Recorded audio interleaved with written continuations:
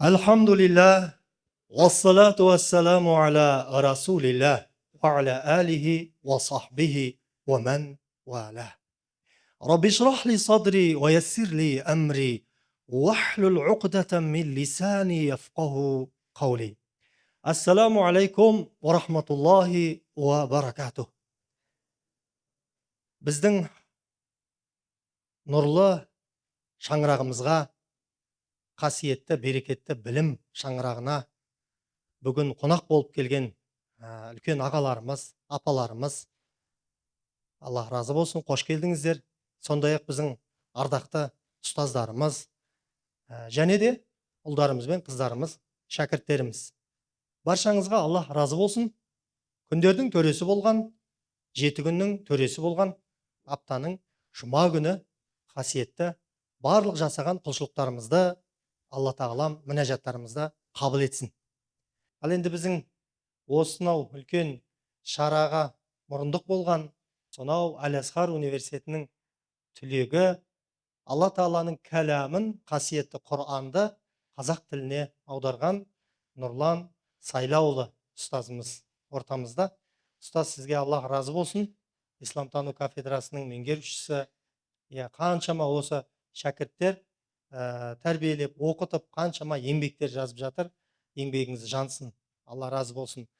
Барлық ұстаздарға алғысымыз шексіз. Аман болыңыздар, дендеріңіз сау болсын. Осылай шәкірттерді тәрбиелеп, оқытып, осы жолда қажымай үлкен қызметтерді ары қарай жалғастыра беріңіз. Енді Нұрлан ұстазымызға бір ауыз сөз берейік. Бисмиллахир-рахманир-рахим. Данияр ұстаз, үлкен рахмет. Әрине бұл университетіміздің және осы студенттеріміздің арқасы, ілімді талап етудің арқасы, білімге деген құштарлықтың арқасы. Әйтпесе қаншама білімді адамдар бар, өзінің білімін керек адамдар ала алмай жүруі мүмкін. Сондықтан да білім алу әркімге міндет, талап.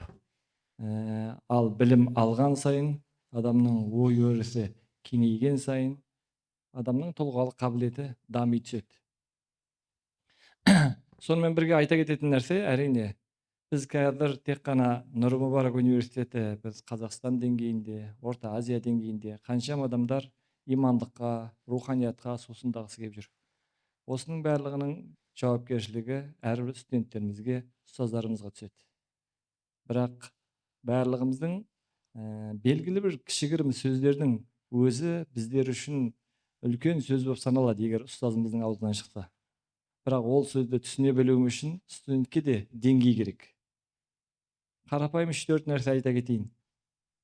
Мысалы, білімнен, көзбен көргеннен гөрі таным артық десек.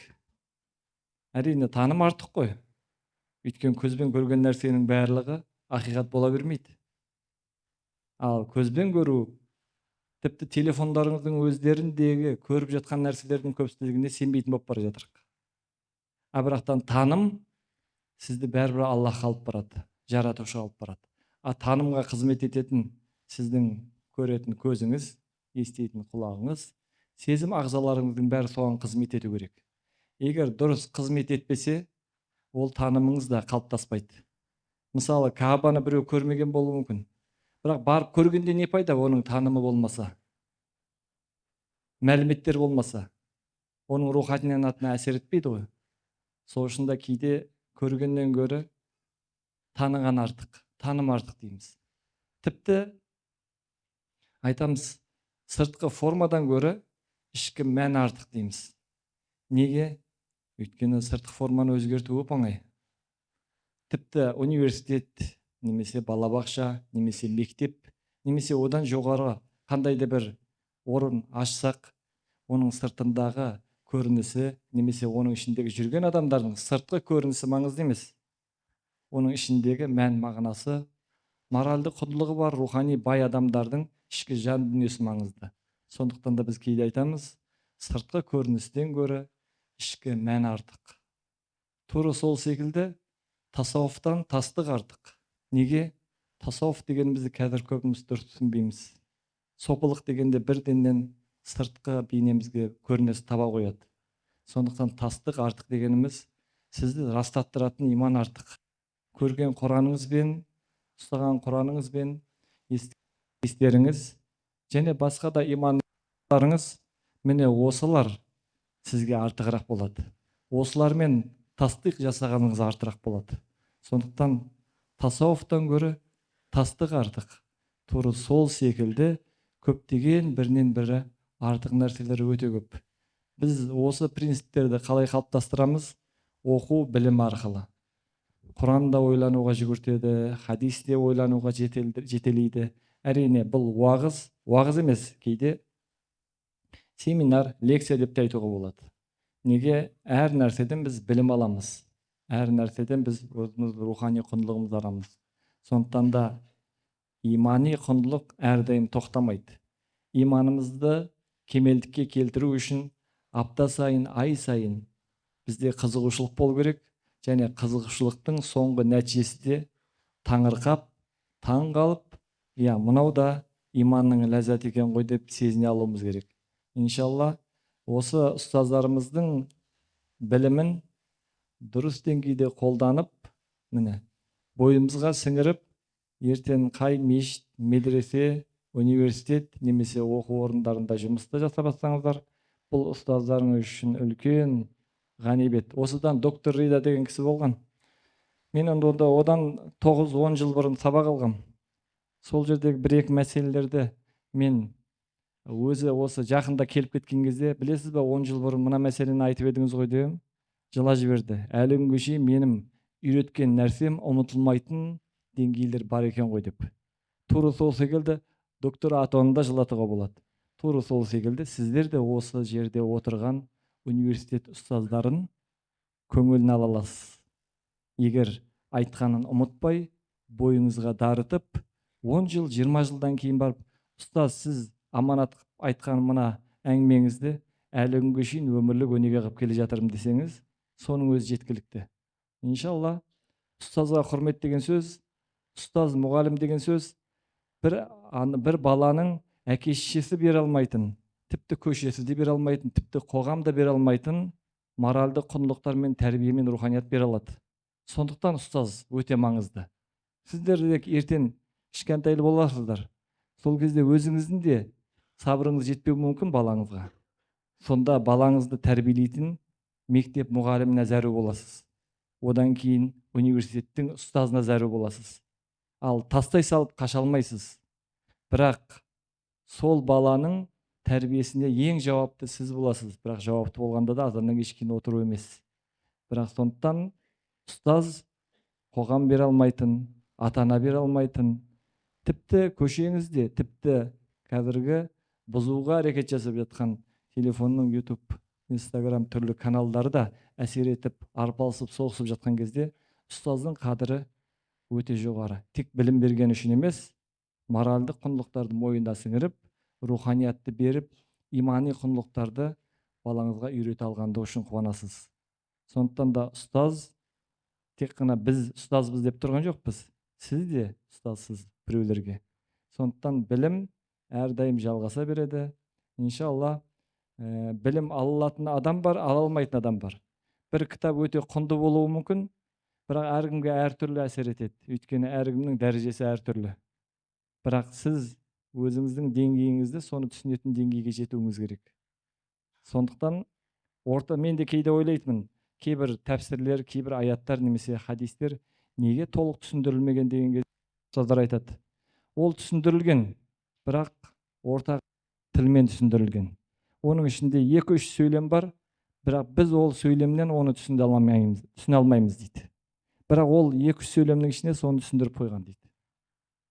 Сондықтан біздің заманымыз сәл кеңірек түсіндіруді қажет етіп жатыр. Сондықтан біз тек қана намаз, ораза, зекетті үйрететін адам тәрбиелеп жатқан жоқпыз. Адамның жүрегіне марифатуллахты, махаббатуллахты, шынайы имандық үйрету үшін жүрік. Ал оның жемісін кейін кетіп намаз оқып жатса, ол өзінің еркі. Бірақтан жүрегіне имандылықты, пайғамбарға деген сүйіспеншілікті қоя алсақ болғаны. Ал намаз ол өзінің міндеті. Ораза өз міндеті. Сондықтан біз сыртқы формаға емес, адамның ішкі жан дүниесін дұрыстауға тәрбиелейміз. Иншалла, сол үшін де міне ұстаздарыңыз Нұржан ұстаздарымыз, Бағлан, Жайдар, Абылхайыр ұстаздарымыз, Қуат ұстазымыз келіп отыр, Мансұр ұстаздарымыз, Данияр ұстаздарымыз. Бұлардың әрқайсысы осы деңгейге жетер кезде бір ұстаздан тәлім алды. И сол ұстазбен тәлімін жалғастырды. Біз де әлі алып жүрік. Білім еш уақытта тоқтамайды. Егер білім тоқтаса, иман ләззатын сезе алмай қаламыз. Намазымызды дұрыс оқи алмай қаламыз.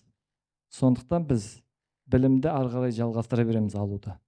Өйткені біз егер біліммен таңғалмасақ, біз білімімізбен өзіміздің қызығушылығымызды көрсете алмасақ, ол адамның жүрегінде ғапылдық пайда бола бастайды.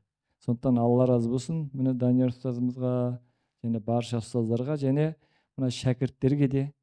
Өйткені қазіргі уақытта білім алу тек қана кітапты алып бір бөлмеге кіріп кету емес, мүзәкәрә, мұтала, Аллахтың берекесін береді, бірге оқу болып жатыр. Бірге оқыңыздар. Осында бірге отырып білім алыңыздар. Уағыздан шыққаннан кейін қайттан басқа әңгіме емес, осы уағызда айтылған әңгімелер талқылаңыздар.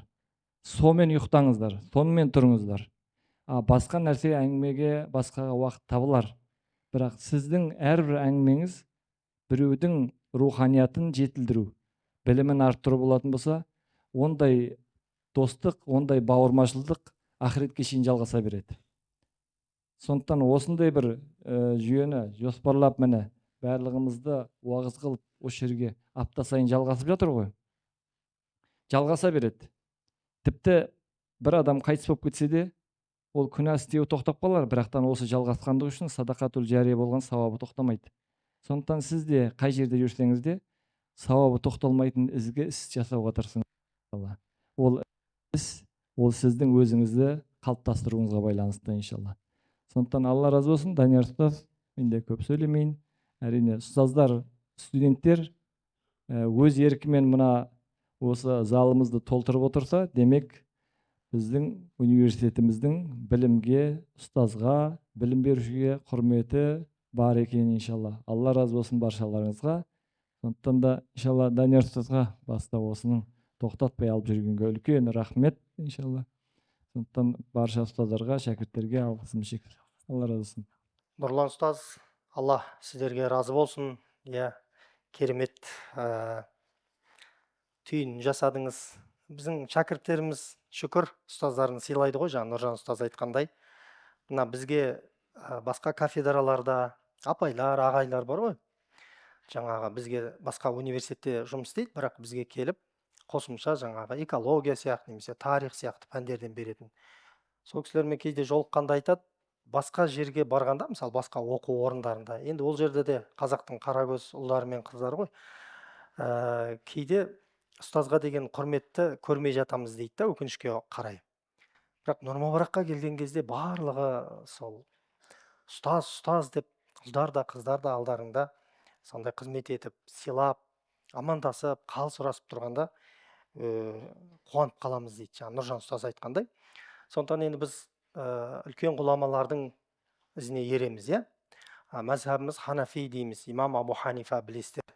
Сол кісінің мүмкін жаңа Нұржан ұстаз мен байқамай қалған шығар, айтып та кеткен шығар, ұстазына деген құрметі Хаммад ибн Аби Сулайманға, ол кісінің үйі бір екі көшеден ар жағында тұрады екен да, ол кісінің үйіне қарай аяғын созып отырмайды екен. Ол енді бір күнә емес қой. Бірақ сондай ұстазға деген құрметті қараңызшы. Ұстазы бар жерде ол мүмкін бұл мәселені біліп тұрса да, алдына шығып жауап бермейді екен еш уақытта. Ұстаздың алдына түспейді екен, артында жүреді екен. Сондай құрмет көрсетеді. Сондан үлкен міне имам Абу Ханифа сияқты тұлға шығып отыр ғой. Сондықтан біздің шәкірттерімізден де Алла нәсіп етсе осындай тұлғалар шықсын дейміз. Көптен көп рахмет. Ал енді бізді YouTube арнасынан желден көріп отырған біздің бауырларымыз, аға-апаларымыз, жамағат, сіздерге де дұғай сәлем айтамыз. Біздің YouTube арнамыздан уағыздарымызды үзбей көріп жүріңіздер. Ұстаздарымыздан тәлім, тәрбие алыңыздар. Алла нәсіп етсе. Және уағыздарымыздың басында Ерлан ұстазымыздың осы құрылысымызға арнайы шақыратын уағызы бар, реквизиттер бар. Сол реквизиттерді қарап, енді 100 теңге болсын, 1000 теңге болсын, өздеріңіздің үлестеріңізді қоссаңыздар, осы университеттен келешекте осындай үлкен ұстаздар, ғалымдар шығады, соған атсалысыңыздар. Ал келесі жұма уағызында кезіккенше ел аман, жұрт тыныш болсын.